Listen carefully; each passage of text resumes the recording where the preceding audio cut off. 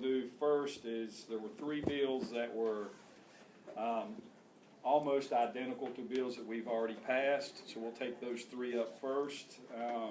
And actually, our favorite senator, Delegate Serval, or Senator Serval, his bill, Delegate Emeritus. yeah, his bill was it was similar to House Bill 2179 with some amendments, and let's go ahead and get that amended form in front of us. Someone move the amendments. Second. All in favor say aye. Aye. All right, the amended bill's in front of us. Is there a motion to report? Move to report. Second. Any discussion? All in favor say aye. Aye. Opposed? Okay, so House or Senate Bill 1104 is reported as amended.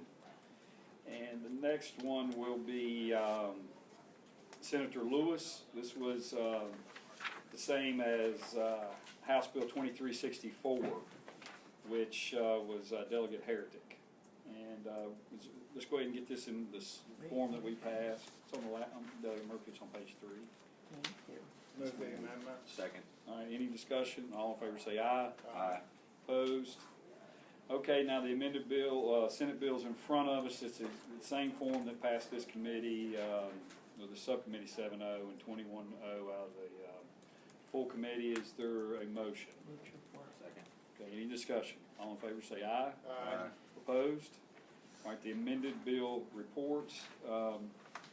And that dealt with, so folks out there in the audience were moving fast. That dealt with the situation with the treasurer in Norfolk. So suspension on Suspension For of felony. officers, yeah, for folks who are convicted of felonies. All right, the next is the is Senate Bill 1552, Senator Newman. It's identical to 2415, and this requires the general registrars to consider the number of active registered voters and historical election data, including voter turnout when determining the number of ballots to order and be printed for an election. There was a problem in Lynchburg for special election. There wasn't enough ballots. It passed this committee or Subcommittee 7-0. So is there a motion? Move to report. Second. Okay, any discussion? Okay, all in favor say aye. Aye. Opposed? Okay, that bill reports. And Chairman Cole has suggested that we go ahead and see if we would like to report in these other bills. And maybe you want to explain Senate Bill 864, Sure. Senator Stewart. Try to not sink this bill. And at any point, it becomes sinkable or in trouble or all the other adjectives we would use for a Senate bill that would be in trouble, we will not take action and we will allow the senator to come into our next meeting. Go ahead. So Senate Bill 864, currently when electoral boards or members are appointed, the majority of the circuit judges appoint them. This bill changes that, so it's the chief judge of the judicial circuit who appoints the electoral board members or that judge's designee. And it was amended in the Senate to say that the designee has to be one of the other judges who does sit in that judicial circuit. And there's also some technical amendments putting in subsections. And that's in the bill that we have, though, right? In We'll have to take 864, action. Yeah. All right, Delegate Cole, you said you. Yeah, I'd carried a similar bill a few years ago, and the fact that there's a bill here now tells you that It's a problem. yeah, that some people, well, and then some people didn't agree with it. So, well, first let's hear from anybody. Okay, let's do that. Would anyone like to speak in favor of Senate Bill 864? Would any? Yes, ma'am. Go ahead. Yes, sir. Clerk Wheeler's Vice Chair of State Board of Elections. I would concur with the passage of this bill because in some circuits, you need to get an electoral board member appointed. And because of the diversity of the locations of the circuit court judges, if you have to get all of them, that can be a very timely problem, chasing them all down and sending the Pony Express out to find them to get them to sign it. Whereas if you have the Chief Justice only or another judge as a designate, then one person can sign it, get it done, and the electoral board member can be seated and can start voting. It's time-consuming prospect otherwise. The reason for having the judge designated, then in the original, it just said a designee. Well, that could be anybody. That So makes they sense, wanted to yes. clarify that to be a judge in the circuit court. Okay, anyone else like to speak in favor? Anyone like to speak in opposition? Okay, I'd ask a question. This doesn't change, the party makeup or any of that stuff. This just changes a very specific, role that the chief, judge would have, other than the whole circuit. Correct, it's just who makes the appointment, not who the Not the- appointments are. Okay, okay. Is there any discussion on that? Mr. Chairman, I would just say that I'm not really in favor of it because it makes the process a little less democratic, so I'll just be Okay. I don't think that puts the bill in danger probably move forward, but I just want to mention it. Well, and you can correct me if I'm wrong, but don't the parties nominate?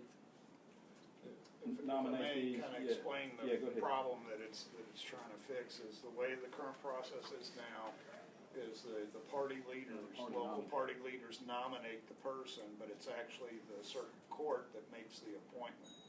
And currently, they have So to that would change. get a majority of the judges that sit in that circuit to sign off on the appointment. And evidently, there's been a few circuits where they've had difficulty getting all the majority of the judges to sign off on it, not because of any controversy with the person, just trying to get the judges to all sign it. And so to try to remedy that, they're changing it, this would change it so that you don't have to have a majority of the judges that sit in the circuit sign off on it. You would just have the chief judge or his designee sign off on it. So that's what it's trying to get at. Mr. Chairman. Go ahead. Doug Cole, where in the process they submit like 3 names and then one of the 3 names is then chosen? No, I think for these, No, I they The do localities three. have the Yeah, at autonomy least- to do At that? least 3, Not the localities, the parties. the recommendation, yeah. the parties make the recommendations. Makes 3 recommendations to who? At least 3, they submitted to the chief judge. Well, in this bill, they submitted to the chief judge, and then the original language, it's just to the judges. And the chief judge chooses from the 3 in this bill. And And current. and the current law is Current law the It's a majority majority chooses of the the- judges. It's, Did you wanna the say signing off is a literal signing off, it's just, Oh, come on up, man. You can sit up here because we'll have something for you later. Yeah, just sit right up front. All right. I believe one of the issues is just an actual, trying to get everyone to sign a piece of paper. It's not a okaying, everyone in agreement about who they're appointing, it's trying to get the actual signatures. Yeah, and I think Delegate Quinn said in one of the circuits he represents, there's 6 circuit judges who are all spread out. Anything to add? No, Mr. Chairman, I think the issue here is there have been, especially in some of the more rural localities, extended periods where there's been local electoral board without a member simply due to the coordination efforts to get all the signatures. So it's just trying to expedite that process to make sure the electoral board members are appointed. It does not change the composition of the board or anything like that. See, you're saying this is, Mr. Chairman, this is endorsed by the rural caucus? Yes. All right, then, that's all we have to know. We'd have to ask Kilgore, but, You have to ask them. I'm sure they'll let us know. yeah. Okay, All right. would anyone like to make a motion? Move to report. Is there a Second. Any more discussion? All in favor say aye. Aye. Opposed? Okay, that bill reports. Yes.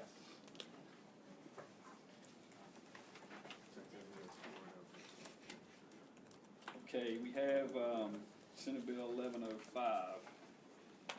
Let's see, and that, the bill we just reported did pass the Senate 140 to nothing. Meg, you wanna take a shot at that one? Sure. So Senate Bill 1105 requires the electoral boards to direct the general registrars to investigate the list of registered voters whenever the number of registered voters in that county or city exceeds the population of persons age 18 years or older, based on the most recent population estimate of the Weldon Cooper Center for Public Service of the University of Virginia. And then also when the list of people, the number of people who are registered to vote in that locality, the list of people who voted in the election exceeds that number, they also direct the general registrars to conduct an investigation. The data that they're going to use during the investigation is the data that's received by the Department of Elections through its list comparisons and data exchange programs. This is what, if you guys remember Delegate Bell's bill, took that same data and Which directed it to bill? give. Which bill? Rob, sorry. Thank you. Yeah. Good question. Let me, I'm It's a going, good one. yeah. I'm gonna have a chairman's prerogative. I just looked, that bill passed, the Senate 2119. So I think we'll probably need to have the patron there for that, so the minority party would, Move to pass by for the day. okay. Let's look up that next one. I'm like trying to steamroll, my good friend from Roanoke. Next one, vote change 39-0. Was it? This 1254. Okay, Meg, you wanna talk about that one? Just as a note, 1254 has a pretty big fiscal impact and it's gonna need to go to appropriations for a budget amendment. Or at least a budget amendment is indicated as necessary. I Okay. don't know if that informs what you guys do now. Mr. Chair, Go ahead.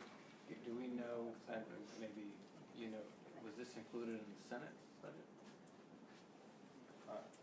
Mr. Chairman, Go ahead. there was not a, funding for the fiscal impact was not included in the Senate budget, but I do understand, that Senator Ovenchain was working on an amendment to the bill, that he, at least his office indicated to us, and with the amendment, as we understand, he would be proposing that would, resolve the fiscal impact issue, with the changes he has in mind, so I don't know if that's more appropriate to leave to him for another day. Pass by. Yep, pass that one by. Just FYI, my aide wrote down that the impact was 188,000. Per year. Yeah, a year. Okay. Yeah, let's, and if there's gonna be a change, we'll have to do that in committee, so we'll just wait on, patron. Senator Vogel's, Mr. Chairman, that bill passed 39-0. Just FYI. Thank you. Senate Bill 1304. Yeah, you wanna explain that one? This is a very technical bill. In 2000, some legislation was passed that would give localities the authority to move their elections from, their local elections from May to November, and they could do this by ordinance rather than changing their charter. And there was just a drafting error and just left out the notwithstanding any charter provision to a contrary, which is what we need so that a general law can trump a special law. Great. Last year, we added that language in, but there has been some concerns expressed that all of the elections from 2000 to 2016 weren't valid. So this just says that what we did last year retroactively applies to 2000. Anyone like to speak in favor of this bill? Everybody raise it. Anybody? I'm Mary Jo Fields with the Virginia Municipal League, and it was truly the intent of the General Assembly, as those of you who are here then could testify, that municipalities have the easiest process possible to change their elections from May to November if they wanted to do that, and y'all were encouraging them to do that. And so we view this as a technical bill and hope that you'll report it on. Okay, anyone else like to speak in favor of this? Anyone like to speak in opposition? Is there, there's a motion to report and seconded. Any discussion? All in favor say aye. Aye. Opposed? All right, Senate Bill 1304 reports. There's actually a fiscal impact on Senate Bill 1455. What did that do? This created a penalty for people who, We'll pass this one by. This is 2119. That is. All right, that concludes our meeting for today. We will have one more meeting. The Senate adjourned, so. Okay. If you wanna hang around for a few minutes to see Yeah. if anybody shows up. Yeah, Just let's don't do take that. them, you know how it is, they're slow. Yeah. Don't take them. Well, it's Yeah, up- there's- That's up to- that's up to- No, I say let's, Be at ease for a few minutes. yeah, let's be at ease until 4:25. So who do we need to see? You see Wow. open chain, Open chain. flag. Open shame. Black, valving change. Black, and is that it, just That's all those two? those two, yeah. Do you want me to see if I can text? Yeah, Yeah, call, please do. call their aides and see if they can come down quickly. And I want to get fresco.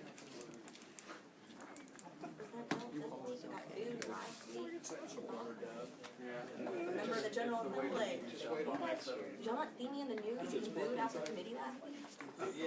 So it's really soda. No, it's not soda, it's water. It's bubbly water. Barely voted to get something adjourned really quickly. I'm gonna help the flip. I'm a staff attorney. Some of that's pretty good. Like Some club of soda on the line or something. some of it's Oh. there's no calories. Oh, exciting. I like how Ted Berry says, I don't care. Oh, it is. POLAR. It's polar bear. It's the brand of water. It's like this. It's brand. Yeah. I had one of those too. You know, this is the high office.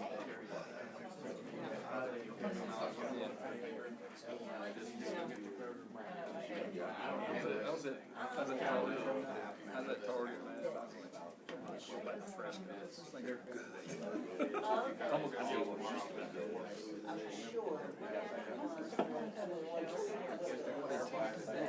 Yeah. I'll be right back.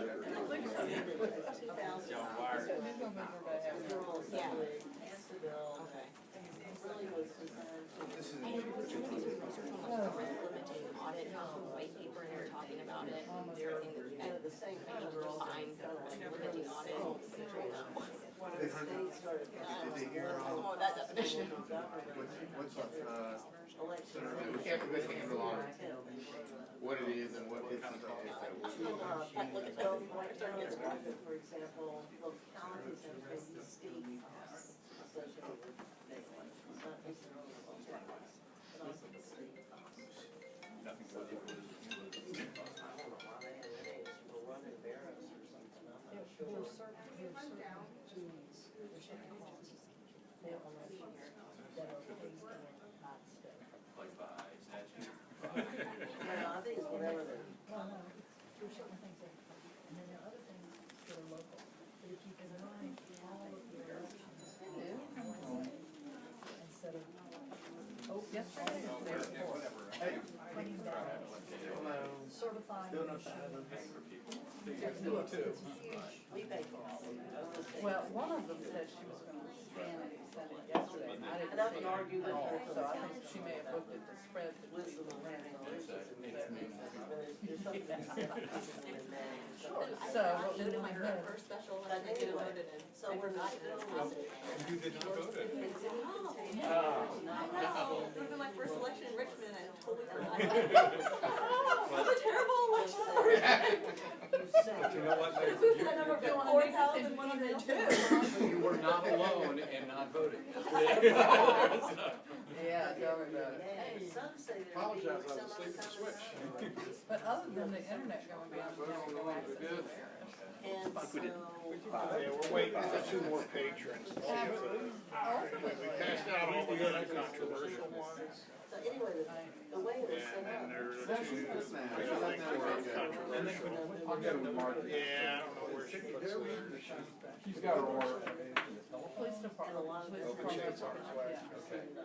The average manifestation itself first was the non-emergency line for police department. And then it started creeping and growing by agency, so it hit me about 10 o'clock in the morning. And that's when we went over and got one of the spare poles. And at least that way we knew everybody was really heavy and all inactive status and all that.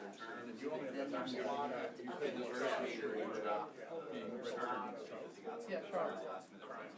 And he registered online in Charlotte. He knew he was registered. Why set ourselves up? He just said. Because he didn't even, we offered him a provisional ballot, he said, yeah, no. Just banning the practice of So, paper it was registration. relatively uneventful. Oh, right. Didn't create So he didn't ask for it. just said. This is. Oh, yeah, well, if it, we look at. Well, His is a felony to say, I'll pay you to register to vote. it really wasn't intended. They wanted to make it definite. We currently have a crime for a if you vote this way. This way. Yeah, it's an intent to influence by bribery. Yeah, but I'll vote on some bills in the past, I apologize for that. But she eventually came in, didn't worry about registered voters, other registries.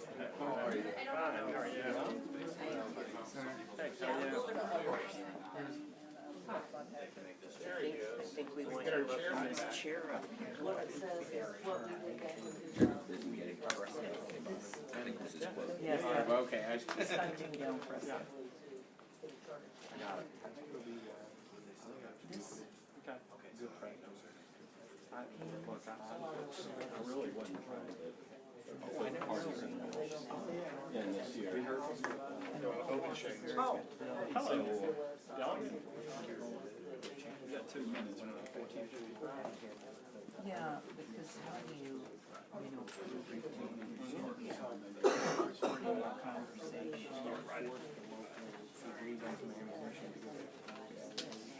Free, open, and fair election, Brady. You can see, you know, Not a war. How are you doing? What's up? Do you have my good side or bad side? Huh? Am I okay? Yeah. All right. My hair messed up? the purpose when I'm worried too, is what if somebody says, I will register to vote? Okay. And the audit bill, Okay, great. didn't realize, I didn't see it till late, so I didn't think we had a chance to speak with you and But I mean, you don't, understand just saying, the motivation, but I I'm definitely gonna pay you to register to vote. Great. Yes, the thing of it is that you. we already took care of your bill. Felony, Thank you, Mr. Chairman. Do you feel better? I don't think she asked if it passed. you're done. It did Oh, yeah, pass. that's an important question. Mr. Chair, did it pass? Mr. Chair? What's the definition of took care? Either You way, know, it's you know less you're work. right. Yeah, I know.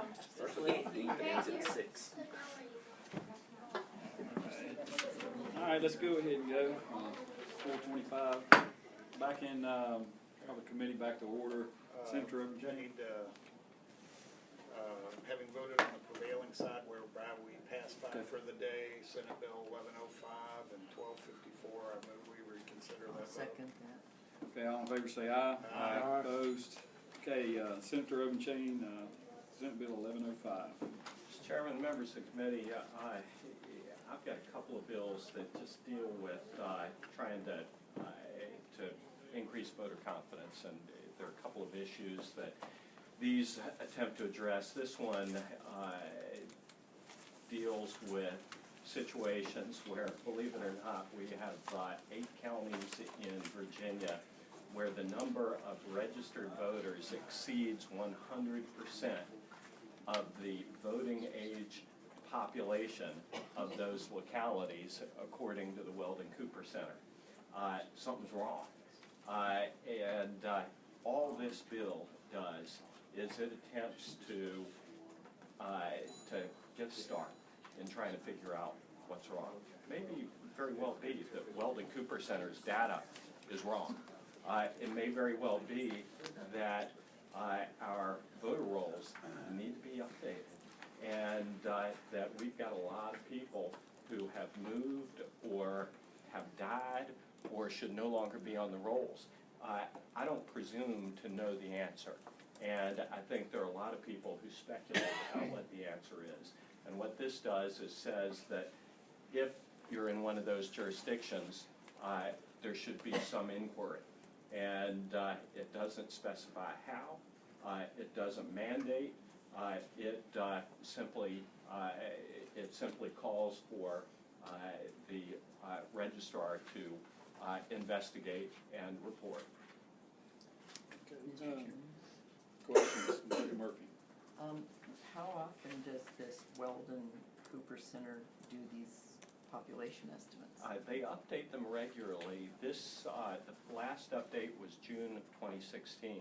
So in November, you could probably guess some of the localities: Alexandria, Arlington, Fairfax County, Falls Church City, Manassas City, James City County, and Loudoun County had more than 100% of the voting age population on the voter rolls. I was pretty surprised at the counties that had more than 95%. There were counties like Rappahannock, which I represent, New Kent County, Matthews County, Hanover, Fauquier, Craig, Charlottesville City, Chesterfield, Bedford, Accomack even. Okay, Delegate Murphy. Mr. Chairman, with them being, let's say, having an overage on the majority of those counties, it would indicate to me that maybe something they're doing might be wrong. I believe the senator would say that that very well could be the case, but that's what he would like to find out. Any other, yes ma'am, go ahead. And how much would this cost to find this out? Not a penny, because it simply, it doesn't specify the manner of investigation. This is just starting the process. Okay, any other questions from the committee? Okay, would anyone like to speak in favor of Senate Bill 1105? Please come up and state your name and if you're representing someone. Clever Wheeler, Vice Chair of the State Board.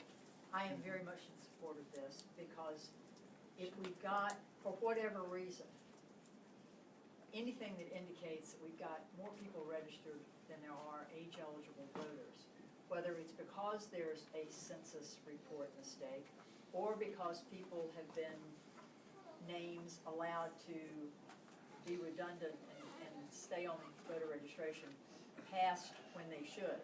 They've moved, they've died, they're not real names and numbers. We need to investigate it because the federal law, as well as the Code of Virginia, demands that we have current and accurate voter registration lists. And this merely flags counties to pay special attention and to look into whatever the problem is in their locality. Okay. Anyone else like to speak in favor? Would anyone like to speak in opposition? Please state your name. Mr. Chairman, Roberto Cortez, Commissioner of Elections. We have some concerns actually for the reasons the senator stated in terms of there not being any standards here for localities in terms of how to go about conducting these investigations or kind of what the process looks like. And so we have some concerns over uniformity. There also is not a distinction here related to active voters versus the total registration count. I think the way that federal law dictates list maintenance process is it is quite possible that due to the number of inactive voters that population threshold would be surpassed. So there's nothing limiting here to active voters. So we do have some concerns over just how the mechanics of this would work. I think obviously we have an interest as a department in maintaining clean voter rolls, but we don't think this is quite ready to address those issues. Let me ask you a question. Yes, sir. Is there anything in this bill that would prohibit you from putting some sort of standard that these folks could help the local boards on how to do this? You set out standards and SOP things that we don't pass all the time. There's nothing in here that would prevent you from saying, hey, you've got this many, you got this, check these things and check it between your inactive and active. And Mr. Chairman, there is nothing in here that will prohibit that. thank you. Mr. Chairman, I'll show my ignorance. So do we have currently a standardization, or does each locality have the same set of rules by which they clean up their rolls? Mr. Chairman, Delegate, we do have a lot of standardization and uniformity in the process for maintaining our voter rolls. Yes or no? Yes, we do. Yes, we do. We do. I'm good. Delegate Cole. Well, isn't the truth of the matter that the federal requirements kind of tie our hands onto how quickly we can clean up our rolls? Yes, Mr. Chairman. We have been doing everything we can, but we do have some limitations based on the federal restrictions on removals. Those may change. Yeah, they could. All right. Anyone else like to speak in opposition? Okay. Is there a motion? Move to table. Second. Is there a substitute motion? Substitute motion to report. Second? Okay. Any discussion? All in favor of reporting the bill, say aye. Aye. Opposed? No. Thank you. Thank you, Mr. Chairman. Also, I've got 1254, you know, we've moved to ballot scanners, and this bill deals with, you know, again, voter confidence. When you put a ballot through the machine, you don't see anything pop up. And you know, we like to believe that our scanners are accurate, and I sure hope they are. I believe that they are, but we have 34 states across the country that require some form of post-election audit or risk-limiting audits. And what this bill does is it calls for annual audits of scanners across the state on a rolling basis. It doesn't require every locality to audit their scanners every year, but requires each scanner to be audited at least once every 5 years. And before you get upset about the word audit, basically what it means is running ballots through one more time for that particular scanner once every 5 years. At some point following the election. It's not intended to and doesn't permit altering the results of an election. It's just to certify that the machines that are being used across the Commonwealth are working as is expected. And I think we've been working with Fairfax County and with the State Board, and there are a number of line amendments that I think would make some local governments and the State Board feel a little bit better. Mr. Chairman, I think Senator, the question that come up when your bill was talked about earlier, we were anxiously awaiting the outcome of Senate Bill 800 that you all were debating to see if, because there's an appropriations attached to this. There was a fiscal impact. We weren't sure what had happened on the Senate side with the. Well, I think that the impact, as I recall, I thought that the impact was. It's 188,000. Yeah, and I think, does not this eliminate that impact? That's what we wanted to do. Yeah, these line amendments eliminate the impact. Let's adopt. Has anyone scored that, or, because we haven't seen those yet. Let's do this. Let's explain what the amendments do, so we can adopt them. Would you like, no, go ahead. Go ahead and report the amendments. Okay, go ahead.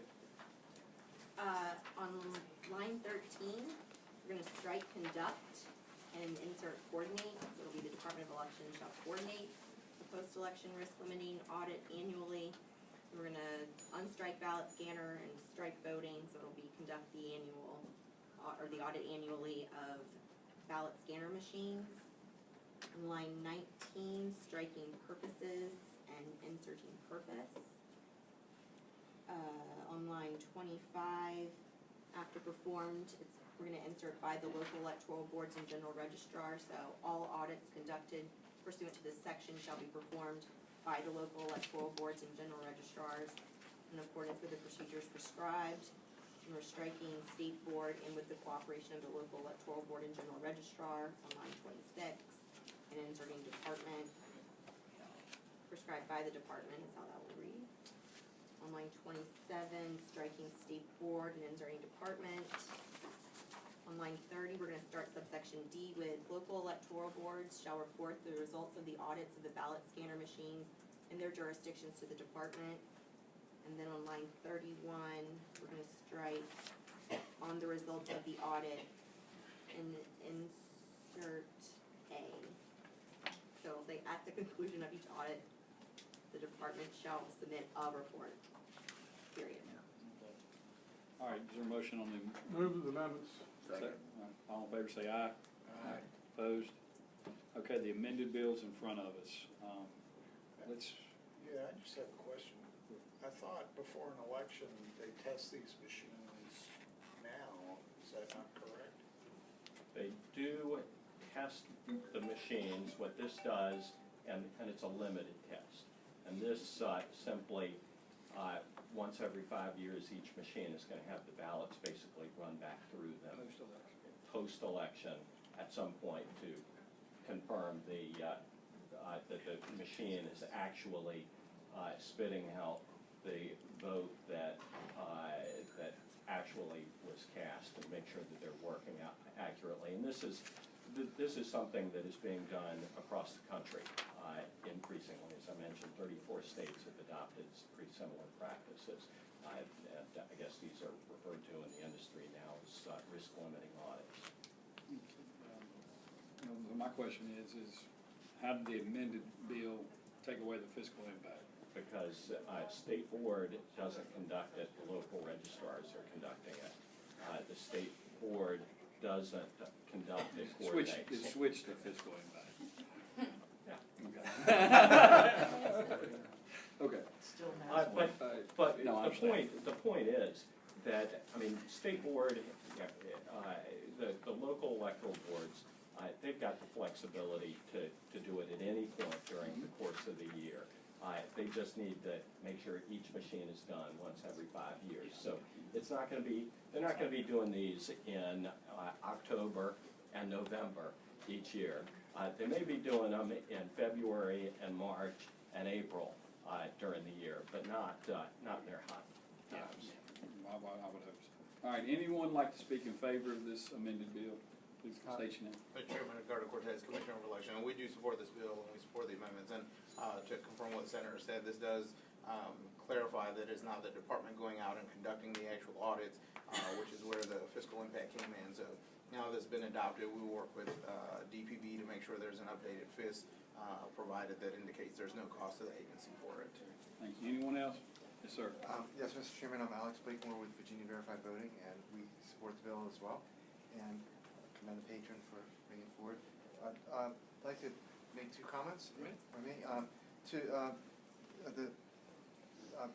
Chairman Cole's point about the pre-election testing, post-election audit can catch a different class of errors than right now we're kind of assuming never happened. So for the most part, when we do pre-election testing, the machines are put into test mode.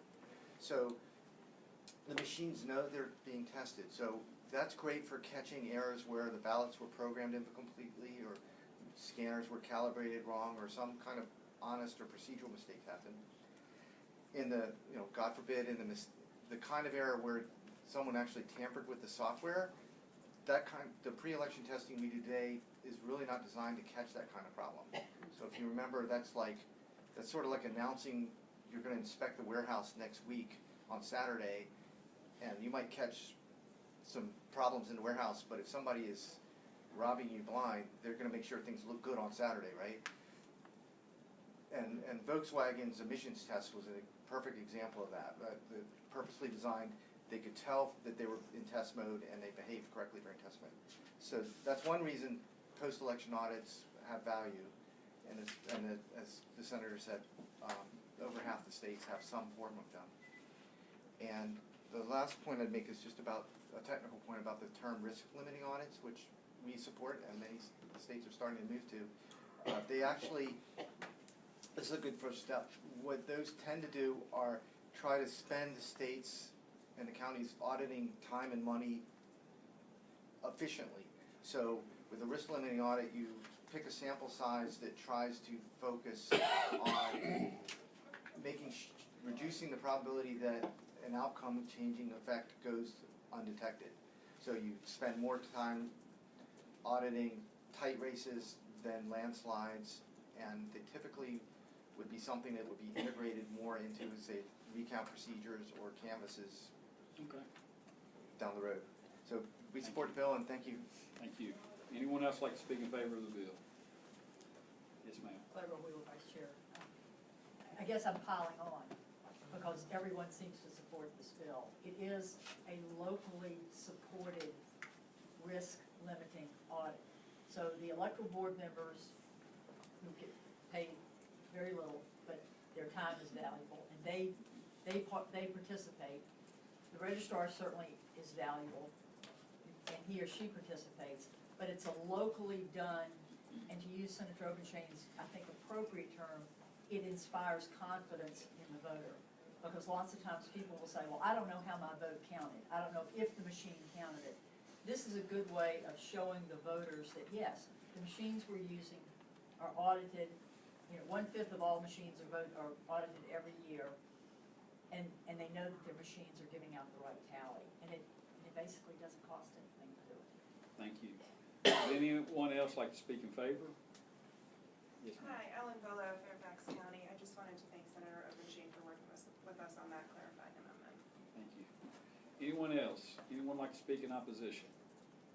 Okay, is there a motion? Well, Or before we question? do Go that, ahead. yeah, no, I think it's a good bill, however, I'm loath to just dump a new requirement on localities without giving them some notice, so would you be amenable to like a delayed enactment to delay it until like July 1st of 2018, so they have time to figure out what kind of impact it'll have on their budgets and then include it in their local budgets? Well, sure, I don't have a problem with that. Okay. I'd like to take that motion to amend it so that it is effective after 1 July 2018. I don't think it's gonna have a big impact on any of these offices, Yeah. but if That's that's a fair thing. I don't. Is- You're right. something second that that. helps. We had a second. I'm good with that. All in favor of amending the bill again, say aye. Opposed? Okay, is there a motion? Move to report. Second. Any discussion?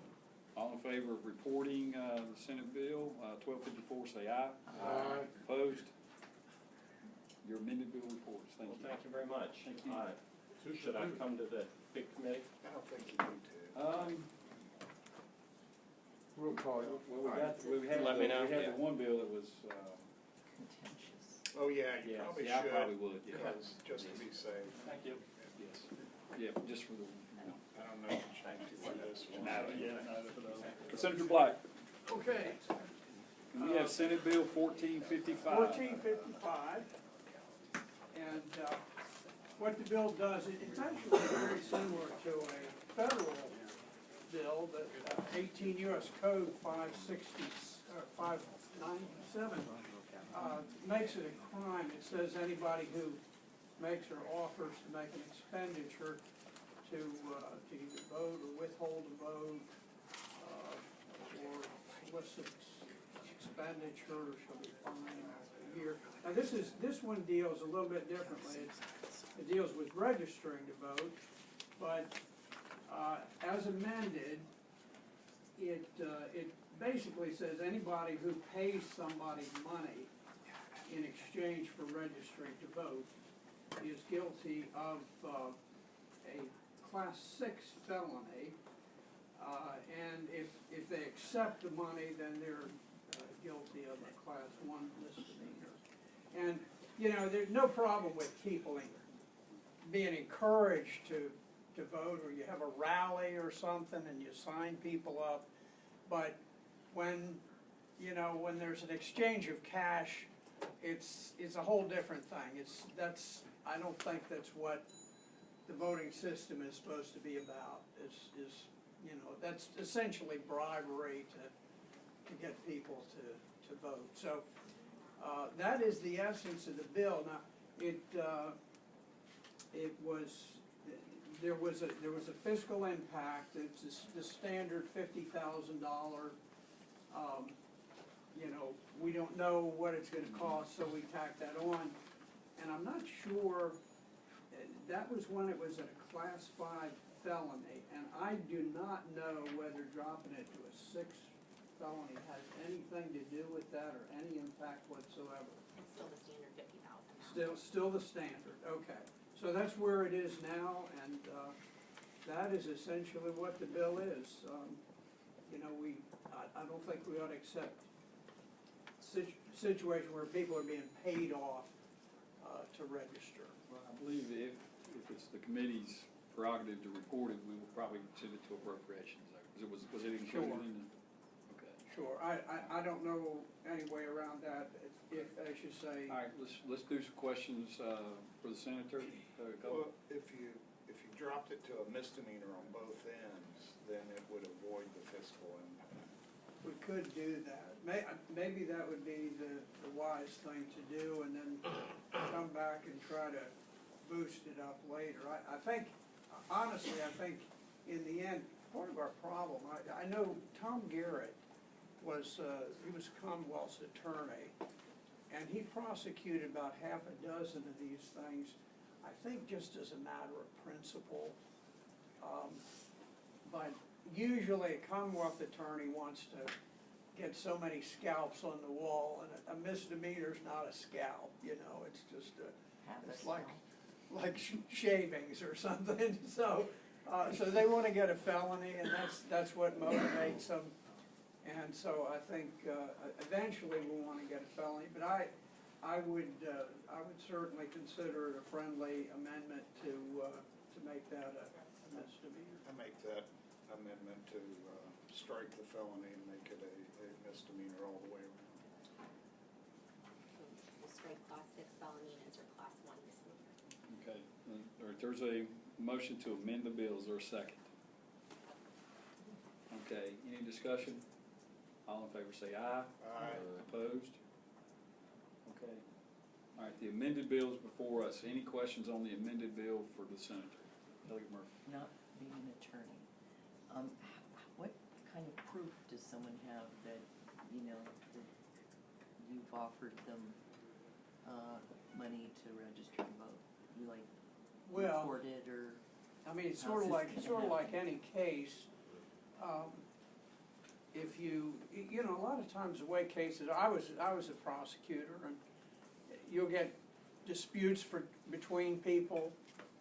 Maybe you get somebody who had money promised to him and he didn't collect, and the next thing he starts complaining, and he swears out a complaint, says, I didn't get paid. And then you have a factual dispute. Or maybe somebody is involved with a group where somebody stands up and says, look, here's what we're gonna do. We've got so much money set aside, and we want you to go out, we want you to offer to pay each person $100 to register to vote. People at this location or in this community or whatever, and you get proof of that, you get a conviction from that. So Question for the patron. it's no harder than any other case that I'm familiar with. Senator, are we aware of other states' penalties or anything of that nature that just off the top of your head, aware of them? Or You know, the closest thing I've got really is the U.S. Code penalty, where they've got now, and again, this is for making an offer to vote or to withhold a vote, and it is a fine of 1 year or rather imprisonment for a year, which essentially is like our misdemeanor. And then it says if the violation was willful, fine for not more than 2 years. So I think we're certainly in the ballpark of what they're doing. Delegate Murphy. I mean, I understand the ramifications of buying someone's vote and having them vote for you or against you. But just to register, I mean, I think that you could have claims. I just don't see how this helps us out at all. Okay, all right, let's take, is anyone here like to speak in favor of this bill? I'm sorry. No, I just have a question of council. Go ahead. If we amend A, do we need the second enactment? No, we wouldn't, but we'll check to see if the Criminal Sentencing Commission takes that off, or if we do. Okay, we can find that out by tomorrow morning.